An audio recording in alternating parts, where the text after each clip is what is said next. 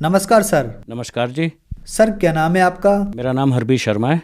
हरबीर शर्मा जी, आप कहाँ से हैं? मैं उत्तर प्रदेश, जिला मुजफ्फरनगर, कस्बा शाहपुर का रहने वाला हूँ। हरबीर जी, संत रामपाल जी महाराज से नाम दीक्षा आपने कब ली?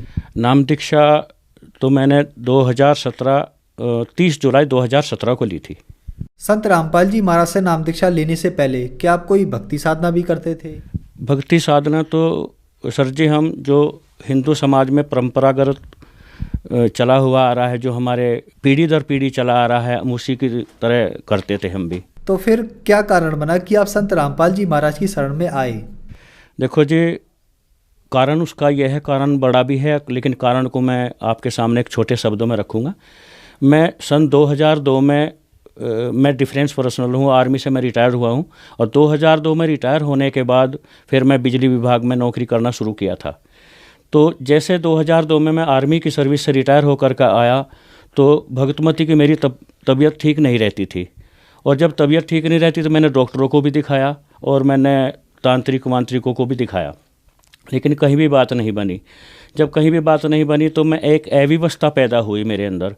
अव्यवस्था पैदा हुई तो हमने क्या काम किया, घर के अंदर ही हमने एक कीर्तन प्रोग्राम का सिलसिला चालू किया।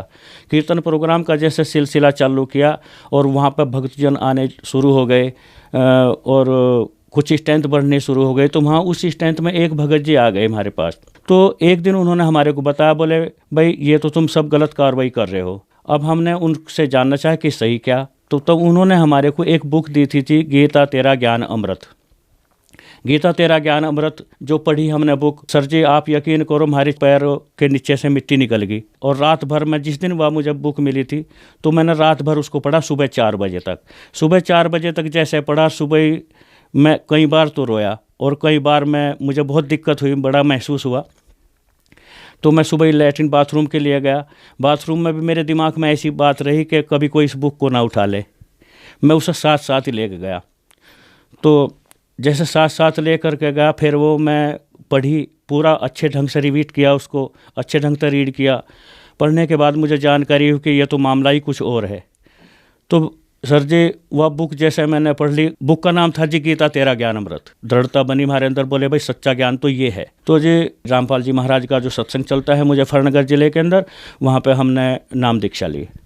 सर, संत रामपाल जी महाराज से नाम दीक्षा लेने के बाद क्या आपको कुछ लाभ भी प्राप्त हुए? जी लाभ तो ये हुआ सर जी कि सबसे बड़ा लाभ तो मेरा ये हुआ कि सतयुग से लगा करके अब तक जो ऋषि महर्षि थे 1,000 साल तपस्या करके चले गए, उनको मोक्ष मार्ग नहीं मिला, और हमारे को आज मोक्ष मार्ग की जानकारी हुई। मनुष्य जन्म का औचित्य क्या है, मनुष्य जन्म के औचित्य के बारे में मुझे जानकारी हुई। ये हमारे को लाभ हुआ सबसे बड़ा तो।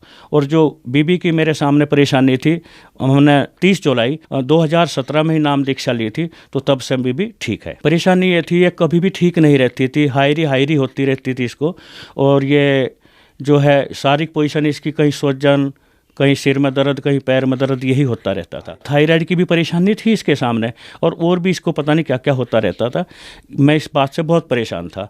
जब से शादी हुई जब से ये चल रहा था, लेकिन अब ये पिछले 3-4 साल हो गए, 3-4 सालों से बिल्कुल सही है। ये आर्थिक स्थिति मेरी ठीक है जी, परमात्मा ने मुझे पहले से ही ठीक ठाक करके लेकर चल रहे हैं।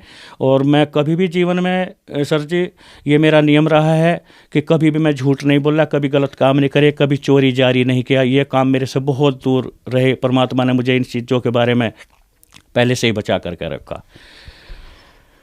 सर, संत रामपाल जी महाराज से नाम दीक्षा लेने के बाद आपको बहुत सारे लाभ प्राप्त हुए। आप आर्मी से रिटायर्ड ऑफिसर के साथ साथ एक एजुकेटेड पर्सन भी हैं। हमारे चैनल के दर्शक कुछ मुख्य प्रश्न करते हैं, उनमें से एक प्रश्न यह भी है कि संत रामपाल जी महाराज के अनुयायी उनसे अंधश्रद्धा के तहत जुड़ते हैं। सर, ये बातें कहाँ तक सही हैं?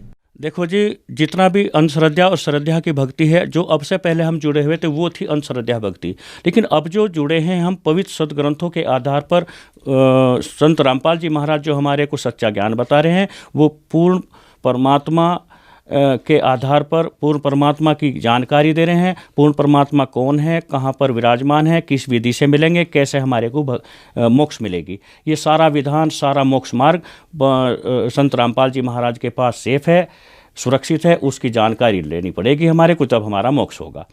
जैसे कि मृत्युलोक शब्द है, मृत्युलोक शब्द ये सिद्ध करता है कि कोई जगह ऐसी भी होगी, कोई लोक ऐसा भी होगा जहाँ पर मृत्यु नहीं होती। जैसा कि काला आदमी ये सिद्ध करता है सर जी कि गोरा आदमी भी होता है, और गोरा आदमी ये सिद्ध करता है कि कोई काला भी आदमी होता है। तो मृत्युलोक ये शब्द सिद्ध करता है। सर, आप आर्मी से रिटायर्ड ऑफिसर हैं और उसके साथ साथ आप एक ब्राह्मण समाज से भी बिलोंग करते हैं। संत रामपाल जी महाराज के बारे में अक्सर यह भी कहा जाता है कि संत रामपाल जी महाराज से अगर नाम दीक्षा लेनी है तो देवी देवताओं की पूजा छोड़नी पड़ेगी। सर, हम आपसे पूछना चाहते हैं, क्या यह बातें सही हैं?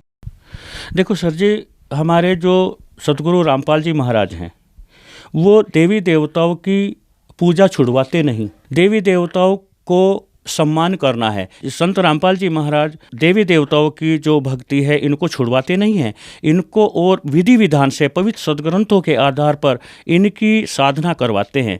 और परमात्मा ही, हमारे पवित्र सदग्रंथों के अंदर प्रमाण है कि परमात्मा ही पूजनीय योग्य हैं। सर, संत रामपाल जी महाराज से नाम दीक्षा कैसे प्राप्त की जा सकती है? देखो जी, परमात्मा ने आजकल, संत रामपाल जी महाराज ने आजकल के दिनों में हर ज़िले के अंदर दीक्षा केंद्र खोले हुए हैं। दीक्षा केंद्र खोले हुए हैं और वहाँ पर जाए और नाम दीक्षा लें, निःशुल्क दीक्षा लें, फ्री में दीक्षा मिलती है और मोक्ष करवा में। धन्यवाद सर।